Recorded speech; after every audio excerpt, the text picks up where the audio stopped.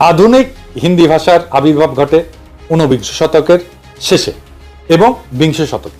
অনেক হিন্দু উর্দু ভাষার কিছু ফার্সি আরবি ভোকাবুলারি আর ফার্সি হরফে নারাজ হয়। তারা এজিটেশন শুরু করে, উর্দু বা হিন্দুস্তানি ভাষাকে দেবনাগরী হরফে লেখার জন্য ভোকাবুলারিতে আরবি ফার্সির বদলে সংস্কৃত থেকে ধার করা শব্দ নিয়ে রিপ্লেস করা শুরু করে।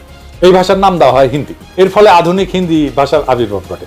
হিন্দু ভারতে শুধুমাত্র হিন্দিকে এই লিঙ্গুয়া ফ্রাঙ্কা বা অনলি ন্যাশনাল ল্যাঙ্গুয়েজ হিসেবে কেন্দ্রে অফিসিয়াল ল্যাঙ্গুয়েজ হিসেবে গণ্য করা হয়। ভারতের রাজ্য পর্যায়ে বিভিন্ন ভাষা ওই রাজ্যে অফিসিয়াল কাজে ব্যবহার করা হয়।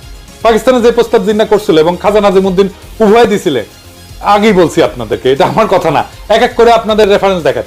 ভারতের সংবিধানে আর্টিকেল 343 দেখেন, স্পষ্ট ভাষায় লেখা আছে, official language of the union shall be Hindi in Devanagari script. সাথে কিছুদিনের জন্য ইংরেজিকে রাখছে, যতদিন না মানুষ হিন্দি শেখে। সারা ভারতে সেটা প্রচলিত হয়। এরপর ভারতের সুপ্রিম কোর্টের এই রায় দেখেন, ভারতের সুপ্রিম কোর্ট হিন্দিকে ন্যাশনাল ল্যাঙ্গুয়েজ হিসেবে রায় দিছে। রায় বলা আছে এইটা ইংরেজি যেহেতু কইছে ঠিকই কইছে, এটা বাংলায় করলে হয়। ভারত অনেক রকম মানুষের দেশ, এখানে হিন্দি জাতীয় ভাষা। তাই আশা করা হয় যে যেসব সাক্ষীকে আবেদনকারী মানে উত্তরপ্রদেশের ট্রাইব্যুনালে নিয়ে আসবেন, তারা হিন্দিতে কথা বলতে পারবেন এবং নিজেদের কথা বুঝিয়ে বলতে পারবেন।